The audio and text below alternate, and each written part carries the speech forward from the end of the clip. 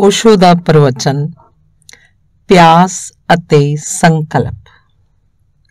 सब तो पहला तो तुहाडा स्वागत करा इसलिए कि परमात्मा विच तुहाडी दिलचस्पी है, इसलिए कि आम जीवन दे अंदर एक साधक दे जीवन विच प्रवेश करना ही चाहना है, इसलिए कि संसार दे इलावा सच नूं पाउण दी प्यास है।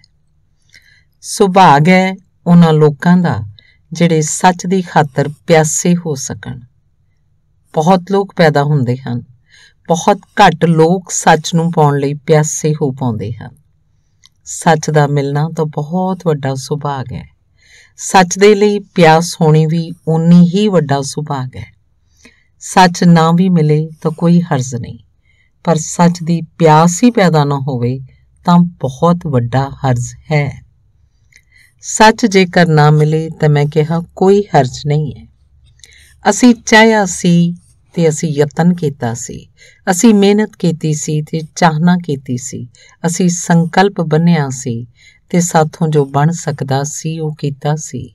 जे सच ना मिले तो कोई हर्ज नहीं, लेकिन सच दी प्यास ही साडे विच पैदा ना होवे तां जीवन बहुत दुर्भाग नाल भर जांदा है। मैं तुहानूं ये भी कहा कि सच नूं पा लेना उन्ना महत्वपूर्ण नहीं है जिन्ना सच दे लई ठीक अर्थां च प्यासे हो जाना है। वो भी एक आनंद है। जो निगुणे दी खातर प्यासा हुंदा है वो निगुणे नूं पा के भी आनंद उपलब्ध नहीं करदा, ते जो विराट दी खातर प्यासा हुंदा है ओनूं ना भी पा सके तां भी आनंद नाल भर जांदा है। इस नूं मुड़ दोहरावां, जो निगुणे दी खातर चाहना करे वो जेकर निगुणे नूं पा भी लवे तां भी उहनूं कोई शांति ते आनंद उपलब्ध नहीं हुंदा, ते जो विराट दी तीबर प्यास नाल भर जाए वो जेकर विराट नूं उपलब्ध ना भी हो सके तां भी उहदा जीवन आनंद नाल भर जांदा है। जिन्हां अर्थां विच असीं श्रेष्ठ दी कामना करन लगदे हां उन्हां ही अर्थां च साडे अंदर कोई श्रेष्ठ पैदा होण लगदा है। कोई परमात्मा जां कोई सच साडे बाहर सानू उपलब्ध नहीं होएगा। उहदे बीज साडे अंदर हन ते वो विकसित होणगे, पर वो तदे विकसित होणगे जद प्यास दी अग, प्यास दा सेक ते प्यास दी गर्मी असी पैदा कर सकीए। मैं जिन्नी श्रेष्ठ दी चाहना करदा उन्ना ही मेरे मन दे अंदर छुपे हुए वो बीज जो विराट ते श्रेष्ठ बन सकते हैं वो कंबण लगते हैं ते उन्हां विच अंकुर आउण दी संभावना पैदा हो जाती है। जब तुहाडे अंदर कदे ये ख्याल भी पैदा होए कि परमात्मा नूं पाउणा है, जद कदे ये ख्याल भी पैदा होए कि शांति नूं ते सच नूं हासिल करना है, तो इस गल नूं चेते रखना कि तुहाडे अंदर कोई बीज अंकुर होण नूं तांगवान हो गया है। इस गल नूं चेते रखना कि तुहाडे अंदर कोई दबी हुई चाहना जाग रही है। इस गल नूं चेते रखना कि कुछ महत्वपूर्ण अंदोलन तुहाडे अंदर हो रहा है। उस अंदोलन नूं असां ने संभालना होएगा, उस अंदोलन नूं सहारा देना होएगा, क्योंकि बीज इकल्ला अंकुर बन जाए इन्ना ही काफ़ी नहीं है। होर भी बहुत सारियां सुरक्षावां जरूरी हन ते बीज अंकुर बन जाए इहदे लई बीज दी समर्था काफ़ी नहीं है। होर बहुत सारियां सहूलतां भी जरूरी हैं। जमीन उत्ते बहुत बीज पैदा हुंदे हन, लेकिन बहुत घट बीज बृक्ष बन पांदे हन। उन्हां विच समर्था सी वो विकसित हो सकदे सन ते एक एक बीज विच फिर करोड़ां करोड़ां बीज लग सकदे सन। एक छोटे जे बीज च इन्नी शक्ति है कि पूरा जंगल उस तो पैदा हो जाए। एक छोटे जे बीज च इन्नी शक्ति है कि सारी जमीन उत्ते पौधे उस तो पैदा हो जान। पर यह भी हो सकता है कि इन्नी विराट समर्था, इन्नी विराट शक्ति दा वो बीज नष्ट हो जाए तो उस कुछ भी पैदा ना होवे। एक बीज दी यह समर्था है, पर एक मनुख दी तां समर्था होर भी बहुत ज्यादा है। एक बीज तो इन्ना वड्डा विराट विकास हो सकता है। एक पत्थर दे छोटे जे टुकड़े तो जेकर अणु नूं विस्फोट कर लिया जाए तो महान ऊर्जा का जन्म हुंदा है, बहुत शक्ति का जन्म हुंदा है। ਮਨੁੱਖ ਦੀ ਆਤਮਾ ਤੇ ਮਨੁੱਖ ਦੀ ਚੇਤਨਾ ਦਾ ਜੋ ਅਣੂ ਹੈ, ਜੇਕਰ ਉਹ ਵਿਕਸਿਤ ਹੋ ਸਕੇ, ਜੇ ਉਹਦਾ ਵਿਕਾਸ ਹੋ ਸਕੇ, ਤਾਂ ਜਿਸ ਸ਼ਕਤੀ ਅਤੇ ਊਰਜਾ ਦਾ ਜਨਮ ਹੁੰਦਾ ਹੈ, ਉਸੇ ਦਾ ਨਾਮ ਪਰਮਾਤਮਾ ਹੈ। ਉਹਦੀ ਪਿਆਸ ਤੁਹਾਡੇ ਵਿੱਚ ਹੈ, ਇਸ ਲਈ ਮੈਂ ਸਵਾਗਤ ਕਰਦਾ ਹਾਂ। ਪਰ ਇਸ ਤੋਂ ਕੋਈ ਇਹ ਨਾ ਸਮਝੇ ਕਿ ਤੁਸੀਂ ਇੱਥੇ ਇਕੱਠੇ ਹੋ ਗਏ ਹੋ ਤਾਂ ਜ਼ਰੂਰੀ ਹੋਵੇ ਕਿ ਤੁਸੀਂ ਪਿਆਸੇ ਹੀ ਹੋਵੋ। ਤੁਸੀਂ ਇੱਥੇ ਇਕੱਠੇ ਹੋ ਸਕਦੇ ਹੋ ਮਹਿਜ਼ ਇੱਕ ਦਰਸ਼ਕ ਦੀ ਤਰ੍ਹਾਂ ਵੀ। ਤੁਸੀਂ ਇੱਥੇ ਇਕੱਠੇ ਹੋ ਸਕਦੇ ਹੋ ਸਿਰਫ ਇੱਕ ਆਮ ਜਿਗਿਆਸੂ ਦੇ ਵਾਂਗ। ਤੁਸੀਂ ਇੱਥੇ ਇਕੱਠੇ ਹੋ ਸਕਦੇ ਹੋ ਇੱਕ ਖੁਰਕ ਦੇ ਕਾਰਨ ਵੀ। ਪਰ ਖੁਰਕ ਨਾਲ ਕੋਈ ਦੁਆਰ ਨਹੀਂ ਖੁੱਲ੍ਹਦੇ, ਤੇ ਜੋ ਐਵੇਂ ਹੀ ਦਰਸ਼ਕ ਦੀ ਤਰ੍ਹਾਂ ਖੜਾ ਹੋਵੇ ਉਹਨੂੰ ਕੋਈ ਰਹੱਸ ਉਪਲਬਧ ਨਹੀਂ ਹੁੰਦੇ। ਇਸ ਜਗਤ ਵਿੱਚ ਜੋ ਵੀ ਪਾਇਆ ਜਾਂਦਾ ਹੈ ਉਹਦੇ ਲਈ ਬਹੁਤ ਕੁਝ ਤਾਰਨਾ ਪੈਂਦਾ ਹੈ। ਖੁਰਕ ਕੁਝ ਵੀ ਨਹੀਂ ਤਾਰਦੀ, ਇਸ ਲਈ ਖੁਰਕ ਕੁਝ ਵੀ ਨਹੀਂ ਪਾ ਸਕਦੀ। ਖੁਰਕ ਲਈ ਕੋਈ ਸਾਧਨਾ ਵਿੱਚ ਪ੍ਰਵੇਸ਼ ਨਹੀਂ ਕਰਦਾ। ਇਕੱਲੀ ਜਿਗਿਆਸਾ ਨਹੀਂ, ਇੱਕ ਗਹਿਰੀ ਪਿਆਸ। ਕੱਲ ਸ਼ਾਮੀ ਮੈਂ ਕਿਸੇ ਨੂੰ ਕਹਿ ਰਿਹਾ ਸੀ ਕਿ ਜੇ ਇੱਕ ਮਾਰੂਥਲ 'ਚ ਤੁਸੀਂ ਹੋਵੋ, ਤੁਹਾਨੂੰ ਪਾਣੀ ਨਾ ਮਿਲੇ, ਤੁਹਾਡੀ ਪਿਆਸ ਵੱਧਦੀ ਜਾਏ ਤੇ ਉਹ ਘੜੀ ਆ ਜਾਏ ਕਿ ਤੁਸੀਂ ਮਰਨ ਨੂੰ ਹੋ, ਤੇ ਜੇ ਪਾਣੀ ਨਹੀਂ ਮਿਲੇਗਾ ਤੇ ਤੁਸੀਂ ਜੀ ਨਹੀਂ ਸਕੋਗੇ। ਜੇ ਉਸ ਵੇਲੇ ਕੋਈ ਤੁਹਾਨੂੰ ਕਹੇ ਕਿ ਅਸੀਂ ਇਹ ਪਾਣੀ ਦਿੰਦੇ ਹਾਂ, ਪਰ ਪਾਣੀ ਦੇ ਕੇ ਅਸੀਂ ਜਾਨ ਲੈ ਲਵਾਂਗੇ, ਯਾਨੀ ਜਾਨ ਦੇ ਮੁੱਲ ਤੇ ਅਸੀਂ ਪਾਣੀ ਦਿੰਦੇ ਹਾਂ, ਤੁਸੀਂ ਉਹਨੂੰ ਵੀ ਲੈਣ ਨੂੰ ਰਾਜ਼ੀ ਹੋ ਜਾਓਗੇ, ਕਿਉਂਕਿ ਮਰਨਾ ਤਾਂ ਹੈ। ਪਿਆਸੇ ਮਰਨ ਦੀ ਬਜਾਏ ਤ੍ਰਿਪਤ ਹੋ ਕੇ ਮਰ ਜਾਣਾ ਬਿਹਤਰ ਹੈ। ਓਨੀ ਜਗਿਆਸਾ, ਓਨੀ ਚਾਹਤ ਜਦ ਤੁਹਾਡੇ ਅੰਦਰ ਪੈਦਾ ਹੁੰਦੀ ਹੈ ਤਾਂ ਉਸ ਜਗਿਆਸਾ ਤੇ ਚਾਹਤ ਦੇ ਦਬਾਅ 'ਚ ਤੁਹਾਡੇ ਅੰਦਰ ਦਾ ਬੀਜ ਟੁੱਟਦਾ ਹੈ ਤੇ ਉਸ ਵਿੱਚੋਂ ਅੰਕੁਰ ਨਿਕਲਦਾ ਹੈ। ਬੀਜ ਐਵੇਂ ਨਹੀਂ ਟੁੱਟ ਜਾਂਦੇ, ਉਹਨਾਂ ਨੂੰ ਦਬਾਅ ਚਾਹੀਦਾ ਹੈ। ਉਹਨਾਂ ਨੂੰ ਬਹੁਤ ਦਬਾਅ ਚਾਹੀਦਾ ਹੈ, ਬਹੁਤ ਤਪਸ਼ ਚਾਹੀਦੀ ਹੈ, ਤਦ ਉਹਨਾਂ ਦੀ ਸਖਤ ਖੋਲ ਟੁੱਟਦੀ ਹੈ ਤੇ ਉਹਦੇ ਅੰਦਰੋਂ ਕੋਮਲ ਪੌਦੇ ਦਾ ਜਨਮ ਹੁੰਦਾ ਹੈ। ਸਾਡੇ ਸਭ ਦੇ ਅੰਦਰ ਵੀ ਬਹੁਤ ਸਖਤ ਖੋਲ ਹੈ, ਤੇ ਜਿਹੜੇ ਵੀ ਉਸ ਖੋਲ ਦੇ ਬਾਹਰ ਆਉਣਾ ਚਾਹੁੰਦੇ ਹਨ, ਇਕੱਲੀ ਖੁਰਕ ਨਾਲ ਨਹੀਂ ਆ ਸਕਣਗੇ। ਇਸ ਲਈ ਯਾਦ ਰੱਖੋ, ਜਿਹੜੇ ਮਹਿਜ਼ ਖੁਰਕ ਨਾਲ ਇਕੱਠੇ ਹੋਏ ਹਨ ਉਹ ਮਹਿਜ਼ ਖੁਰਕ ਲੈ ਕੇ ਵਾਪਸ ਮੁੜ ਜਾਣਗੇ। ਜਿਹੜੇ ਦਰਸ਼ਕ ਦੇ ਵਾਂਗ ਇਕੱਠੇ ਹੋਏ ਹਨ ਉਹ ਦਰਸ਼ਕ ਦੇ ਵਾਂਗ ਹੀ ਵਾਪਸ ਮੁੜ ਜਾਣਗੇ। ਉਹਨਾਂ ਦੇ ਲਈ ਕੁਝ ਵੀ ਨਹੀਂ ਹੋ ਸਕੇਗਾ। ਇਸ ਲਈ ਹਰ ਕੋਈ ਆਪਣੇ ਅੰਦਰ ਪਹਿਲਾਂ ਤਾਂ ਇਹ ਖਿਆਲ ਕਰ ਲਏ ਕਿ ਕੀ ਉਸ ਵਿੱਚ ਪਿਆਸ ਹੈ। ਹਰ ਕੋਈ ਆਪਣੇ ਅੰਦਰ ਇਹ ਵਿਚਾਰ ਕਰ ਲਏ ਕਿ ਕੀ ਉਹ ਪਿਆਸਾ ਹੈ। ਇਹਨੂੰ ਬਹੁਤ ਸਪਸ਼ਟ ਰੂਪ ਨਾਲ ਮਹਿਸੂਸ ਕਰ ਲਏ ਕਿ ਕੀ ਉਹ ਸੱਚਮੁੱਚ ਹੀ ਪਰਮਾਤਮਾ ਲਈ ਤਾਂਘਵਾਨ ਹੈ। ਉਹਦੀ ਕੋਈ ਤਾਂਘ ਹੈ ਸੱਚ ਨੂੰ, ਸ਼ਾਂਤੀ ਨੂੰ, ਆਨੰਦ ਨੂੰ ਉਪਲਬਧ ਕਰਨ ਦੇ ਲਈ। ਜੇਕਰ ਨਹੀਂ ਹੈ ਤਾਂ ਉਹ ਸਮਝੇ ਕਿ ਜੋ ਵੀ ਕਰੇਗਾ ਉਸ ਕਰਨ 'ਚ ਕੋਈ ਜਾਨ ਨਹੀਂ ਹੋ ਸਕਦੀ, ਉਹ ਬੇਜਾਨ ਹੋਏਗਾ। ਤੇ ਤਦ ਫਿਰ ਉਸ ਬੇਜਾਨ ਚੇਸ਼ਟਾ ਦਾ ਜੇ ਕੋਈ ਫਲ ਨਾ ਹੋਵੇ ਤਾਂ ਸਾਧਨਾ ਜ਼ਿੰਮੇਵਾਰ ਨਹੀਂ ਹੋਏਗੀ, ਤੁਸੀਂ ਖੁਦ ਜ਼ਿੰਮੇਵਾਰ ਹੋਵੋਗੇ। ਇਸ ਲਈ ਪਹਿਲੀ ਗੱਲ ਆਪਣੇ ਅੰਦਰ ਆਪਣੀ ਪਿਆਸ ਨੂੰ ਖੋਜਣਾ ਤੇ ਉਹਨੂੰ ਸਪਸ਼ਟ ਕਰ ਲੈਣਾ ਹੈ ਕਿ ਕੀ ਤੁਸੀਂ ਸੱਚਮੁੱਚ ਕੁਝ ਪਾਉਣਾ ਚਾਹੁੰਦੇ ਹੋ। ਜੇ ਪਾਉਣਾ ਚਾਹੁੰਦੇ ਹੋ ਤਾਂ ਪਾਣ ਦਾ ਰਾਹ ਹੈ। ਇੱਕ ਵਾਰ ਅਜਿਹਾ ਹੋਇਆ, ਗੌਤਮ ਬੁੱਧ ਇੱਕ ਪਿੰਡ 'ਚ ਠਹਿਰੇ ਸਨ। ਇੱਕ ਵਿਅਕਤੀ ਨੇ ਉਹਨਾਂ ਨੂੰ ਆ ਕੇ ਕਿਹਾ, ਤੁਸੀਂ ਰੋਜ਼ ਆਖਦੇ ਹੋ ਕਿ ਹਰੇਕ ਵਿਅਕਤੀ ਮੋਕਸ਼ ਪਾ ਸਕਦਾ ਹੈ, ਪਰ ਹਰੇਕ ਵਿਅਕਤੀ ਮੋਕਸ਼ ਪਾ ਕਿਉਂ ਨਹੀਂ ਲੈਂਦਾ। ਬੁੱਧ ਨੇ ਕਿਹਾ, ਮੇਰੇ ਮਿੱਤਰ, ਇੱਕ ਕੰਮ ਕਰ, ਸ਼ਾਮ ਨੂੰ ਪਿੰਡ 'ਚ ਜਾਈਂ ਤੇ ਸਾਰੇ ਲੋਕਾਂ ਨੂੰ ਪੁੱਛ ਕੇ ਆਈ ਕਿ ਕੀ ਉਹ ਮੋਕਸ਼ ਪਾਣਾ ਚਾਹੁੰਦੇ ਹਨ। ਇੱਕ ਸੂਚੀ ਬਣਾ, ਹਰੇਕ ਦਾ ਨਾਮ ਲਿਖ, ਉਹਦੇ ਸਾਹਮਣੇ ਲਿਖ ਲਿਆਵੀਂ ਕਿ ਉਹਨਾਂ ਦੀ ਚਾਹਤ ਕੀ ਹੈ। ਉਹ ਆਦਮੀ ਪਿੰਡ 'ਚ ਗਿਆ, ਉਹਨੇ ਜਾ ਕੇ ਪੁੱਛਿਆ, ਉਹਨੇ ਇੱਕ ਬੰਦੇ ਨੂੰ ਪੁੱਛਿਆ। ਥੋੜ੍ਹੇ ਜਿਹੇ ਲੋਕ ਸਨ ਉਸ ਪਿੰਡ 'ਚ, ਉਹਨਾਂ ਸਾਰਿਆਂ ਨੇ ਜਵਾਬ ਦਿੱਤੇ। ਉਹ ਸ਼ਾਮ ਨੂੰ ਵਾਪਸ ਮੁੜਿਆ, ਉਹਨੇ ਬੁੱਧ ਨੂੰ ਆ ਕੇ ਉਹ ਸੂਚੀ ਦਿੱਤੀ।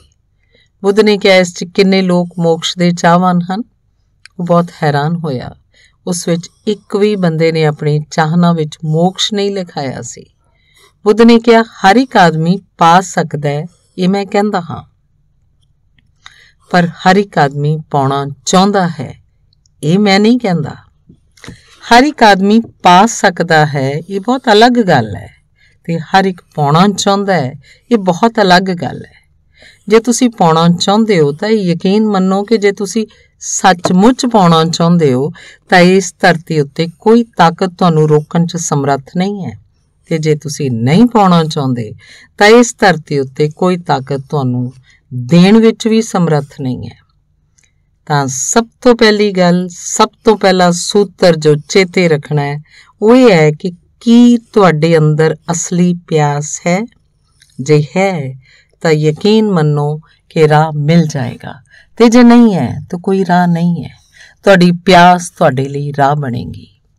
ਦੂਜੀ ਗੱਲ ਜੋ ਮੈਂ ਮੁੱਢਲੇ ਰੂਪ ਨਾਲ ਇੱਥੇ ਕਹਿਣੀ ਚਾਹਾਂ ਉਹ ਇਹ ਹੈ ਕਿ ਬਹੁਤ ਵਾਰ ਅਸੀਂ ਪਿਆਸੇ ਵੀ ਹੁੰਦੇ ਆ ਕੁਝ ਗੱਲਾਂ ਦੇ ਲਈ, ਪਰ ਅਸੀਂ ਆਸ ਨਾਲ ਭਰੇ ਹੋਏ ਨਹੀਂ ਹੁੰਦੇ। ਅਸੀਂ ਪਿਆਸੇ ਹੁੰਦੇ ਹਾਂ ਪਰ ਆਸ ਨਹੀਂ ਹੁੰਦੀ। ਅਸੀਂ ਪਿਆਸੇ ਹੁੰਦੇ ਹਾਂ ਪਰ ਨਿਰਾਸ਼ ਹੁੰਦੇ ਹਾਂ, ਤੇ ਜਿਹਦਾ ਪਹਿਲਾ ਕਦਮ ਨਿਰਾਸ਼ਾ 'ਚ ਉੱਠੇਗਾ ਉਹਦਾ ਅੰਤਮ ਕਦਮ ਨਿਰਾਸ਼ਾ 'ਚ ਸਮਾਪਤ ਹੋਏਗਾ। ਅੰਤਮ ਕਦਮ ਜੇਕਰ ਸਫਲਤਾ ਤੇ ਸਾਰਥਕਤਾ 'ਚ ਜਾਣਾ ਹੈ ਤਾਂ ਪਹਿਲਾ ਕਦਮ ਬਹੁਤ ਆਸ ਵਿੱਚ ਉੱਠਣਾ ਚਾਹੀਦਾ ਹੈ। ਤਾਂ ਇਹਨਾਂ 3 ਦਿਨਾਂ ਦੇ ਲਈ ਤੁਹਾਨੂੰ ਕਹਾਂਗਾ, ਇਹ ਤਾਂ ਪੂਰੇ ਜੀਵਨ ਦੇ ਲਈ ਕਹਾਂਗਾ, ਕਿ ਇੱਕ ਬਹੁਤ ਆਸ ਨਾਲ ਭਰਿਆ ਹੋਇਆ ਨਜ਼ਰੀਆ। ਕੀ ਤੁਹਾਨੂੰ ਪਤਾ ਹੈ ਕਿ ਬਹੁਤ ਕੁਝ ਇਸ ਉੱਤੇ ਨਿਰਭਰ ਕਰਦਾ ਹੈ ਤੁਹਾਡੇ ਚਿੱਤ ਦਾ, ਕਿ ਕੀ ਤੁਸੀਂ ਆਸ ਨਾਲ ਭਰ ਕੇ ਕਿਸੇ ਕੰਮ ਨੂੰ ਕੰਮ ਕਰ ਰਹੇ ਹੋ ਜਾਂ ਨਿਰਾਸ਼ਾ ਨਾਲ। ਕੀ ਤੁਸੀਂ ਆਸ ਨਾਲ ਭਰ ਕੇ ਕਿਸੇ ਕੰਮ ਨੂੰ ਕਰ ਰਹੇ ਹੋ ਜਾਂ ਨਿਰਾਸ਼ਾ ਨਾਲ। ਜੇ ਤੁਸੀਂ ਪਹਿਲਾਂ ਤੋਂ ਨਿਰਾਸ਼ ਹੋ ਤਾਂ ਤੁਸੀਂ ਆਪਣੇ ਹੀ ਹੱਥ ਨਾਲ ਉਸ ਟਹਿਣੇ ਨੂੰ ਵੱਢ ਰਹੇ ਹੋ ਜਿਸ ਉੱਤੇ ਤੁਸੀਂ ਬੈਠੇ ਹੋਏ ਹੋ। ਮੈਂ ਤੁਹਾਨੂੰ ਇਹ ਕਹਾਂ ਕਿ ਸਾਧਨਾ ਦੇ ਮਾਮਲੇ 'ਚ ਬਹੁਤ ਆਸ ਨਾਲ ਭਰਿਆ ਹੋਇਆ ਹੋਣਾ ਬੜਾ ਮਹੱਤਵਪੂਰਨ ਹੈ। ਆਸ ਨਾਲ ਭਰੇ ਹੋਏ ਹੋਣ ਦਾ ਮਤਲਬ ਇਹ ਹੈ ਕਿ ਜੇ ਇਸ ਧਰਤੀ ਤੇ ਕਿਸੇ ਵੀ ਮਨੁੱਖ ਨੇ ਸੱਚ ਨੂੰ ਕਦੇ ਪਾਇਆ ਹੈ, ਜੇ ਇਸ ਧਰਤੀ ਤੇ ਮਨੁੱਖ ਦੇ ਇਤਿਹਾਸ ਵਿੱਚ ਕਦੇ ਵੀ ਕੋਈ ਮਨੁੱਖ ਆਨੰਦ ਨੂੰ ਤੇ ਪਰਮ ਸ਼ਾਂਤੀ ਨੂੰ ਉਪਲਬਧ ਹੋਇਆ ਹੈ, ਤਾਂ ਕੋਈ ਵੀ ਕਾਰਨ ਨਹੀਂ ਕਿ ਮੈਂ ਉਪਲਬਧ ਕਿਉਂ ਨਹੀਂ ਹੋ ਸਕਾਂਗਾ। ਉਹਨਾਂ ਲੱਖਾਂ ਲੋਕਾਂ ਵੱਲ ਨਾ ਦੇਖੋ ਜਿਨ੍ਹਾਂ ਦੀ ਜ਼ਿੰਦਗੀ ਹਨੇਰੇ ਨਾਲ ਭਰੀ ਹੋਈ ਹੈ ਤੇ ਜਿਨ੍ਹਾਂ ਨੂੰ ਕੋਈ ਆਸ, ਕੋਈ ਕਿਰਨ, ਕੋਈ ਪ੍ਰਕਾਸ਼ ਦਿਖਾਈ ਨਹੀਂ ਪੈਂਦਾ। ਉਹਨਾਂ ਥੋੜ੍ਹੇ ਜਿਹੇ ਲੋਕਾਂ ਨੂੰ ਇਤਿਹਾਸ ਵਿੱਚ ਦੇਖੋ ਜਿਨ੍ਹਾਂ ਨੂੰ ਸੱਚ ਉਪਲਬਧ ਹੋਇਆ ਹੈ। ਉਹਨਾਂ ਬੀਜਾਂ ਨੂੰ ਨਾ ਦੇਖੋ ਜੋ ਬਿਰਛ ਨਹੀਂ ਬਣ ਪਾਏ, ਸੜ ਗਏ ਤੇ ਨਸ਼ਟ ਹੋ ਗਏ, ਸਗੋਂ ਉਹਨਾਂ ਥੋੜ੍ਹੇ ਜਿਹੇ ਬੀਜਾਂ ਨੂੰ ਦੇਖੋ ਜਿਨ੍ਹਾਂ ਨੇ ਵਿਕਾਸ ਨੂੰ ਉਪਲਬਧ ਕੀਤਾ ਤੇ ਜੋ ਪਰਮਾਤਮਾ ਤੱਕ ਪਹੁੰਚੇ।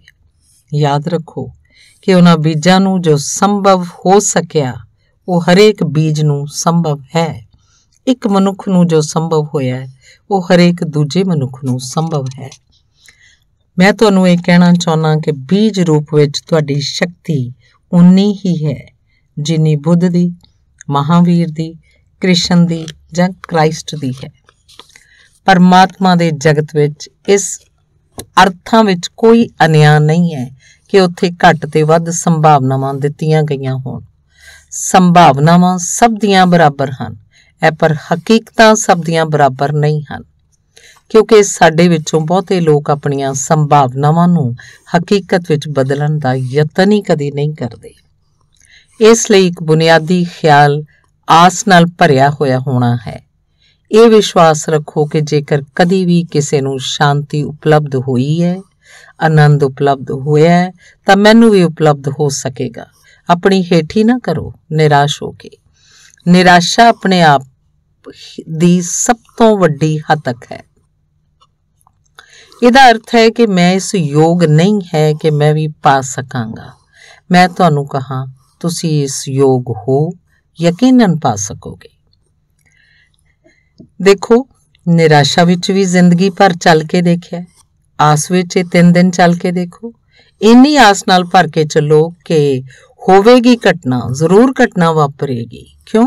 ਇਹ ਹੋ ਸਕਦਾ ਤੁਸੀਂ ਆਸ ਨਾਲ ਭਰੇ ਹੋਵੋ, ਪਰ ਬਾਹਰ ਦੀ ਦੁਨੀਆ 'ਚ ਹੋ ਸਕਦਾ ਕੋਈ ਕੰਮ ਤੁਸੀਂ ਆਸ ਨਾਲ ਤਾਂ ਵੀ ਨਾ ਕਰ ਪਾਓ।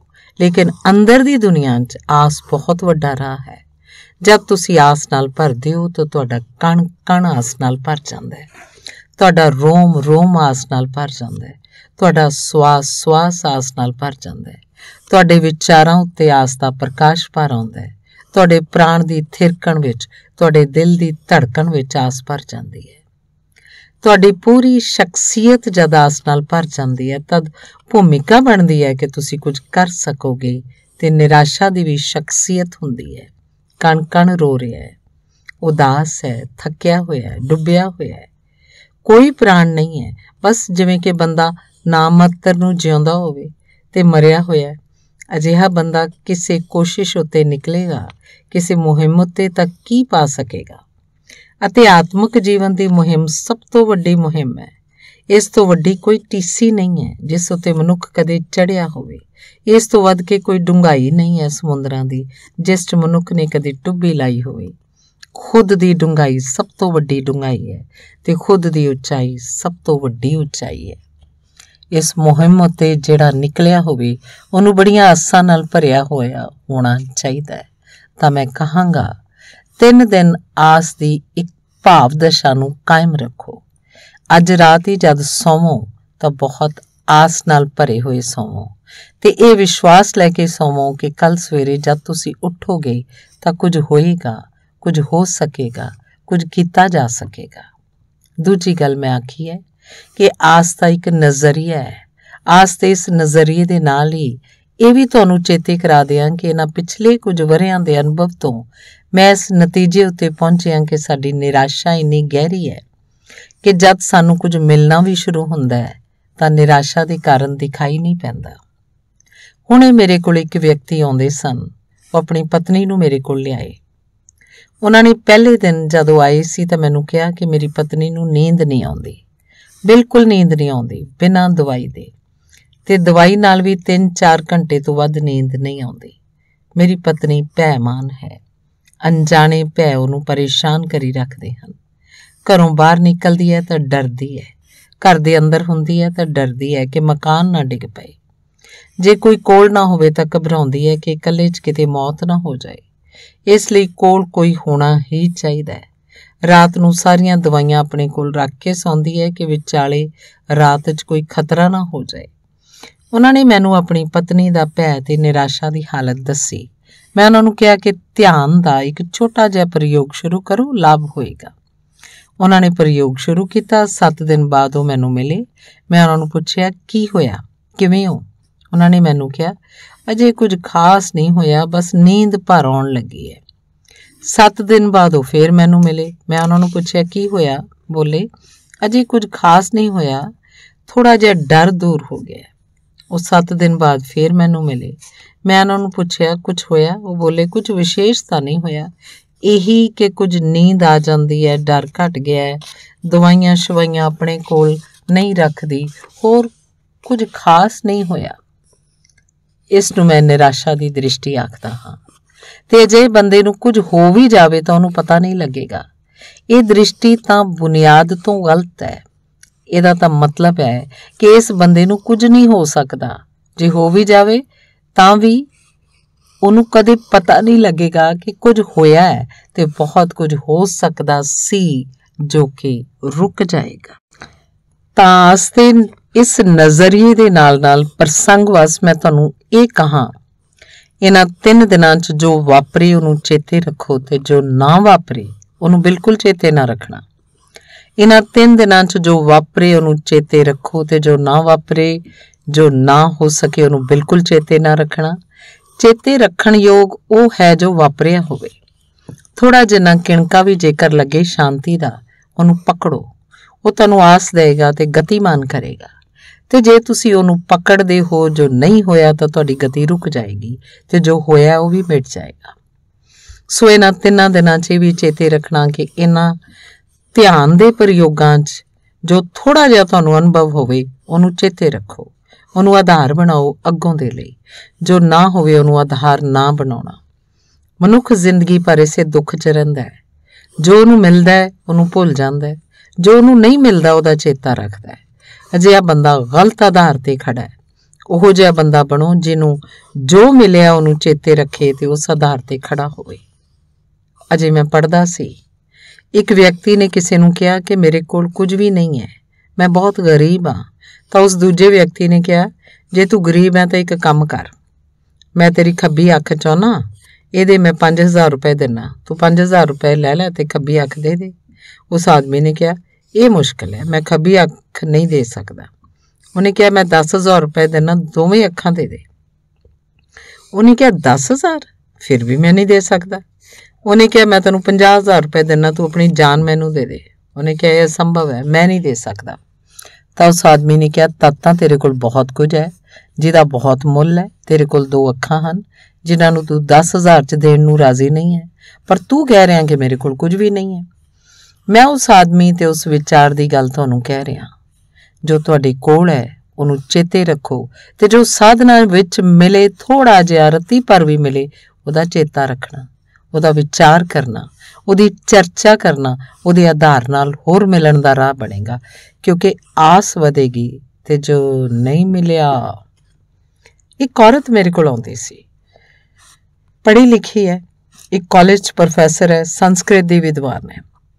वो मेरे कोल आउंदी सी, एक 7 दिन का प्रयोग चलदा सी ध्यान दा, उस च आउंदी सी। पहले दिन वो प्रयोग करन दे बाद उठी ते बाहर जाके मैनू कहा माफ़ करना, मैनू अज कोई ईश्वर दे दर्शन नहीं होए। मैं क्या जे ईश्वर दे दर्शन हो जाते तां भी खतरे की गल हुंदी, क्योंकि इन्ना सस्ता जो ईश्वर मिल जाए उन्होंने फिर शायद तुसी किसी मतलब का भी ना समझते। तो मैं उन्होंने कहा कि जे इच्छा ना करें कि वो जो 10 मिनट अखां मीट के बैठ गया है उस लिए ईश्वर नूं पाउण दा हकदार हो गया, वो तो वध मूढ़तापूर्ण होर कोई बिरती ते विचार नहीं हो सकता। तो मैं तुहानूं ये कहना कि जो थोड़ी जी भी शांति की किरण तुहानूं मिले उहनूं तुसीं सूरज समझना। इसलिए सूरज समझना कि उसे किरण का सहारा पकड़ के तुसीं सूरज तक पहुँच जाओगे। इस हनेरे नाल भरे कमरे च जे मैं बैठा तो एक मैनूं थोड़ी जी किरण दिखाई पैंदी होवे तो मेरे कोल 2 राह हैं। एक तो मैं ये कहां कि किरण की है, हनेरा इन्ना घना है, इस किरण नाल की होएगा, हनेरा इन्ना वध है। एक राय भी है कि मैं ये कहां कि हनेरा कितना भी होवे पर एक किरण मैनूं हासिल है, तो जे मैं इहदी दिशा विच इहदे पिछे चलां तो मैं उत्थे पहुंच जावांगा जिथों किरण पैदा हुई ते जिथे सूरज होएगा। तो मैं तुहानूं हनेरा वर्ग होवे तद भी उहनूं विचारन नूं नहीं कहंदा, किरण छोटी होवे तां भी उस उत्ते ही विचार नूं खड़ा करन नूं कहंदा हां। इस नाल आस की दृष्टि खड़ी होएगी, नहीं तो साडे जीवन बड़े उल्टे हैं। जे मैं तुहानूं एक गुलाब के फुल के पौधे को लै जावां ते तुहानूं पौधा दिखावां तो शायद तुसीं मैनूं आखो कि इस च की है। रब कहा न्यायी है, 2-4 तो फुल हैं, हज़ारां कंडे हैं। ये दृष्टि ये भी है कि गुलाब के कोल जाके असीं ये आखीए कि रब किहो जिहा अन्यायी है, हज़ारां कंडे हैं, किते एक अध फुल है। उन्होंने कहण दा एक होर ढंग भी हो सकता है, एक होर दृष्टि भी हो सकती है, एक होर अप्रोच भी हो सकती है कि कोई आदमी उसे पौधे के कोल जाके ये कहे कि रब कहा न्यारा है कि जिथे लखां कंडे हैं उन्हां विच भी एक फुल खिड़ जाता है। कई इसनूं इउं भी देख सकता है, कोई इसनूं इउं भी देख सकता है कि आखे जिथे लखां कंडे हैं उन्हां च भी एक फुल खिड़ जाता है। दुनिया अनोखी है, कंडियां दे दरम्यान भी फुल दे खिड़न की संभावना कितनी हैरान कर देने वाली है। तो मैं तुहानूं दूजी दृष्टि रखण नूं कहांगा। इन्हां 3 दिनां च छोटी जी भी आस दी जो झलक तुहानूं मिले साधना विच उहनूं आधार बनाउणा, उसे नूं आसरा बनाउणा। तीजी गल, साधना दे इन्हां 3 दिनां च तुसीं ठीक उवें ही नहीं जीना जिवें तुसीं अज शाम तक जींदे रहे हो। मनुख बहुत कुछ आदतां दा यंत्र है, ते जेकर मनुख अपणियां आदतां दे घेरे विच ही चले तां साधना दी नवीं दृष्टि खोलण विच उहनूं बड़ी कठिनाई हो जाती है। सो थोड़ियां जिहियां तब्दीलियां करन नूं मैं तुहानूं कहांगा। एक तब्दीली तो मैं तुहानूं ये कहांगा कि इन्हां 3 दिनां विच तुसीं बहुतियां गल्लां बातां ना करना। गल्लां बातां इस सदी की सब तो वड्डी बीमारी है, तो तुहानूं पता नहीं कि तुसीं किन्नियां गल्लां कर रहे हो सवेर तो शाम तक। जब तक तुसीं जाग रहे हो गल्लां कर रहे हो, जां तां किसी नाल कर रहे हो, जां फिर जे फिर कोई मौजूद नहीं है तो अपने अंदर खुद नाल ही कर रहे हो। इन्हां 3 दिनां च इहदा बहुत चेतन यतन करो कि तुहाडी गल्लां बातां दी जो बहुत मशीनी आदत है वह ना चले। ਆਦਤ ਹੈ ਸਾਡੀ, ਇਹ ਸਾਧਕ ਦੇ ਜੀਵਨ 'ਚ ਬਹੁਤ ਖਤਰਨਾਕ ਹੈ। ਇਹਨਾਂ 3 ਦਿਨਾਂ ਵਿੱਚ ਹੀ ਮੈਂ ਚਾਹਾਂਗਾ ਤੁਸੀਂ ਘੱਟ ਤੋਂ ਘੱਟ ਗੱਲ ਕਰੋ। ਜਿਹੜੀ ਗੱਲ ਕਰੋ ਉਹ ਗੱਲਾਂ ਵੀ ਚੰਗਾ ਹੋਵੇ ਕਿ ਤੁਹਾਡੀਆਂ ਉਹੀ ਆਮ ਨਾ ਹੋਣ ਜੋ ਤੁਸੀਂ ਨਿੱਤ ਕਰਦੇ ਹੋ। ਤੁਸੀਂ ਨਿੱਤ ਕਿਹੜੀਆਂ ਗੱਲਾਂ ਕਰ ਰਹੇ ਹੋ, ਉਹਦਾ ਕੋਈ ਬਹੁਤਾ ਮੁੱਲ ਹੈ, ਉਹਦਾ ਕੋਈ ਬਹੁਤਾ ਮੁੱਲ ਹੈ। ਤੁਸੀਂ ਉਹਨੂੰ ਨਹੀਂ ਕਰੋਗੇ ਤਾਂ ਕੋਈ ਨੁਕਸਾਨ ਹੈ ਜਿਹਨੂੰ ਤੁਸੀਂ ਕਰ ਰਹੇ ਹੋ। ਜੇ ਨਹੀਂ ਉਹਨੂੰ ਦੱਸੋਗੇ ਤਾਂ ਕੋਈ ਹਾਨੀ ਹੈ। ਇਹਨਾਂ 3 ਦਿਨਾਂ 'ਚ ਚੇਤੇ ਰੱਖਣਾ ਕਿ ਅਸੀਂ ਕਿਸੇ ਨਾਲ ਕੋਈ ਵਿਸ਼ੇਸ਼ ਗੱਲ ਨਹੀਂ ਕਰਨੀ। ਬਹੁਤ ਅਨੋਖਾ ਲਾਭ ਹੋਏਗਾ ਜੇ ਕੋਈ ਥੋੜ੍ਹੀ ਬਹੁਤੀ ਗੱਲ ਤੁਸੀਂ ਕਰੋ ਵੀ, ਚੰਗਾ ਹੋਵੇ ਕਿ ਉਹ ਸਾਧਨਾ ਨਾਲ ਹੀ ਸੰਬੰਧਿਤ ਹੋਵੇ, ਹੋਰ ਕੁਝ ਨਾ ਹੋਵੇ। ਚੰਗਾ ਤਾਂ ਇਹ ਹੈ ਕਿ ਨਾ ਹੀ ਕਰੋ। ਵੱਧ ਤੋਂ ਵੱਧ ਸਮਾਂ ਮੌਨ ਰੱਖੋ। ਉਹ ਵੀ ਜ਼ਬਰਦਸਤੀ ਮੌਨ ਰੱਖਣ ਨੂੰ ਨਹੀਂ ਕਹਿੰਦਾ ਕਿ ਤੁਸੀਂ ਬਿਲਕੁਲ ਬੋਲੋ ਹੀ ਨਾ ਜਾਂ ਲਿਖ ਕੇ ਬੋਲੋ। ਤੁਸੀਂ ਬੋਲਣ ਦੇ ਲਈ ਮੁਕਤ ਹੋ, ਗੱਲਾਂ ਬਾਤਾਂ ਕਰਨ ਨੂੰ ਮੁਕਤ ਨਹੀਂ ਹੋ।